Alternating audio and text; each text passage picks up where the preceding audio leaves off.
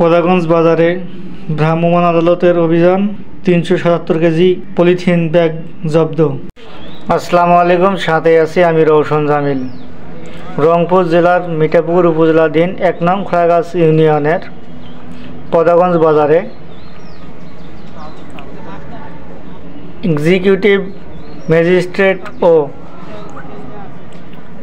পরিবেশ অধিদপ্তরের কর্মকর্তা সহ অভিযানকালে পদাগঞ্জ বাজার থেকে হাবিব নামে এক ব্যবসায়ীর কাছ থেকে ৩৭৭ কেজি পলিথিন জব্দ করেছে।